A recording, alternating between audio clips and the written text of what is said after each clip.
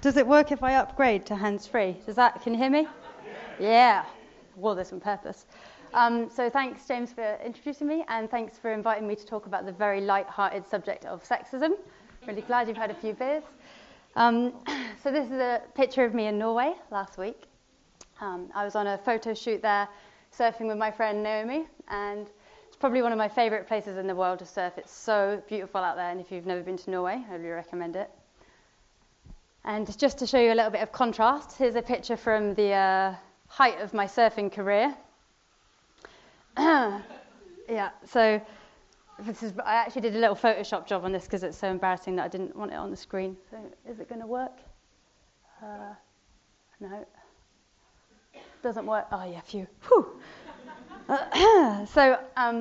Yeah, I'm kind of I'm very embarrassed by this picture and a bit mortified to show it to you. But the reason I'm showing it to you is because I think the contrast between that first picture and this picture are quite a good starting point to talk about some of the issues I think there are in surfing and some of the solutions that I've started to discover. In my opinion, women's surfing should never be represented like this. It's problematic, and I really think it's a bit demeaning. And I can't really believe I ever agreed to posing like that. So before I go any further, it's a picture I'm slightly more proud of. Let me tell you a little bit more about myself. So I grew up in North Devon, and I was a surfer and model for over 10 years. In my first year of competing, I won the British and English juniors, and I went on to get sponsored straight away I think I was about 14, which was amazing. And I got to travel loads, and I surfed loads of cool places, I had really fun experiences. However, there was always this expectation on me from my sponsors that I would also model, as well as being a surfer. And I was actively encouraged to miss national surfing competitions to do catwalks and photo shoots instead. And just to really drum this home, in 10 years of sponsorship from major global surf brands, I was only ever given 1 day of surf coaching. I can't imagine that translating in tennis. If you had a professional tennis player sponsored for 10 years, that they would only ever have 1 day of coaching. And I am not the only one. Most girls who find success in the surfing world are generally the ones that meet the industry's cultural beauty standards. So by default, what we end up with is what I call the monoculture of the female surfer, one that's young and slim and tanned. Here's some of the world's best surfers, not a group of models, but just look at this picture. One body size, one colour, all able-bodied. So why is this actually a problem? For me, there's a few reasons that are quite obvious. A, female surfers are not being taken seriously as athletes. In fact, there's a really interesting study that shows when we're showed sexualized images of female athletes, we actually doubt their sporting ability and quote unquote degrade their sporting accomplishments. B, it creates an exclusive culture. So it's like a barrier of entry to people who don't feel like they fit this mold. So what we're saying is if you're not white and young and slim and able-bodied, then you're not welcome in our sport. And C, it's just perpetuating everyday sexism, which is a part of a wider cultural societal problem of objectifying women. So I guess I was always kind of aware of this imbalance, but I didn't really feel the need to speak up about it, or I didn't have the confidence to speak up about it until I was in my mid to late 20s. I distinctly remember being at the Irish Surf Film Festival. So I arrived early, really excited. I'm sitting in the front row, got my beer, got my popcorn, and then as one film followed the next, I just got more and more pissed off. I was watching, every film I saw was about men surfing. They were filmed by men, directed by men, starring men, and I didn't see where I fitted in this predominantly male arena. It made me think, when was the last time I'd ever seen a woman in a wetsuit in a film or on the cover of a magazine? And the answer at the time was never. And then a couple of years later, this film was made about the village where I lived in Ireland, Lahinch. Has anyone been to Lahinch? Yeah. Do you get a good surf? Yeah. So the film was made about the surf community in Lahinch. And the film focused on 5 or 6 local surfers, all men. And in fact, there were three women briefly featured in the film, none of who were surfing. And only 2 of those women, they were represented as surfers' wives, very aspirational career. One was holding a baby and the other in the kitchen. In reality, in Lahinch, I don't know if you met any of them when they're out there, there's over 20 women who surf year-round. Some of them are really good. My favourite wave, this is like the inside left, the one behind that crag. Some days out there's more women in the lineup than men. It's a pretty cool place to live. So, where were we in this film, and why was our story not being told? I also don't want to point a finger of blame at this film, but it's symptomatic of the issues we face. I just want to interrupt myself there and say that the Irish Surf Film Festival, which I think is a great event, has really improved in the last couple of years, and they now have several films featuring women surfing, especially noticeable for me in the shorts. There were a couple of films with women surfing this year, which is brilliant to see them entered, and Eski Britain's film A Lunar Cycle even won Best Short, so it's really great to see more women on the screen there. And also just to note that a film about Lahinch, the women featured in it obviously do have actual careers. One of them has a very successful business making beautiful products, and one of them is actually a really good surfer too. It's just that she wasn't featured actually surfing in the film. Okay, that's all from Sophie in the future. Okay, bye.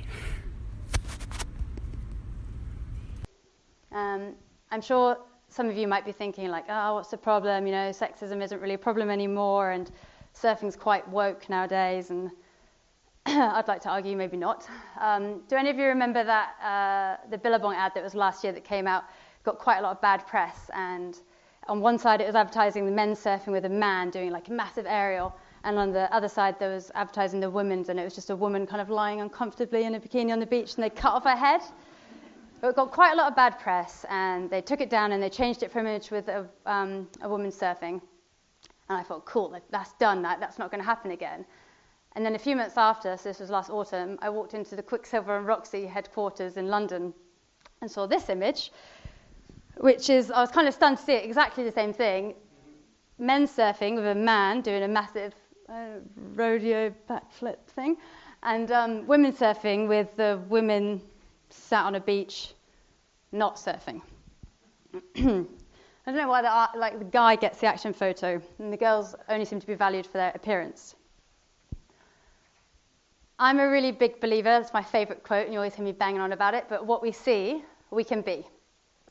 I want to be the surfer doing the aerial, but my only role model in the situation is girls sat on beach looking beautiful.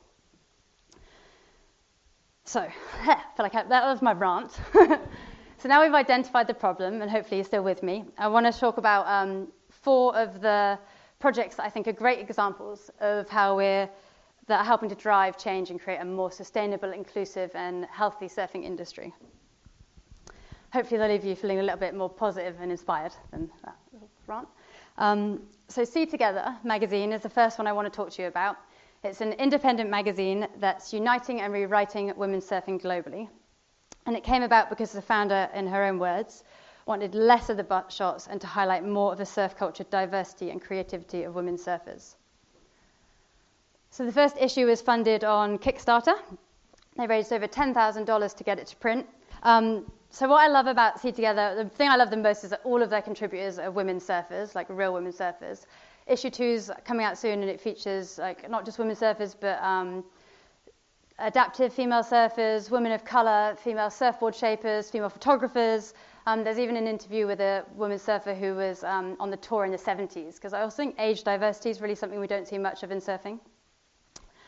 In my opinion, See Together is much more than a magazine. It's changing the narrative by highlighting women that are not normally given a space in surf media. Also, if you want to get a copy, today is the last day of their Kickstarter thing, so you can jump online tonight and get an issue 2 while you still can. I don't know if it'll be available after tonight. And just so you know as well, there's we've got our own local equivalent, well, localish to here, more local than this one, coming out in Wales. It's Daughter of the Sea, DOTS for short, which is a zine started by 2 girls in Wales, and it's dedicated to the women that brave the cold. So keep an eye out for that one as well. The next project I want to share with you, I think a lot of you might have heard of this because Joya, it's made by two women, Joya and Lucy, who edited it here in St Agnes. It's about a surfer who got on the podium of every surf contest she entered for almost a decade, but who a lot of us probably hadn't heard of before this film. So it's free, you can watch it online, I really recommend you do. I think it's such a good film because Black women's stories are so rarely represented in the surf media, and for me this film really humanizes the issues that they face while still being really empowering for the characters. It's also obviously promoting diversity, and I love that. So, is it doing a thing? Yeah. So the third example I want to share with you is A-Bay Surf Club. It's an all-female surf club based in Sri Lanka, in Aragon Bay on the east coast, and I absolutely love this image. It's pretty unsimilar to most of the surf images I see. It was founded at the end of last year, August 2018, and is run by local women for local women to promote women's surfing in Sri Lanka. Have any of you been to Sri Lanka on a surf trip? God, not as many as I thought. Oh yeah, a few. And I'd like to place a bet, nervously, that you've probably never seen a local woman surfing out there. You did? Yes. So it's really rare to see locals surfing out there. They're not, because of all the gender stereotypes and stuff, they're not really often welcome in the water. But by introducing these women to the waves, what they're doing is creating a safe space in the water and making them more welcome into our sport.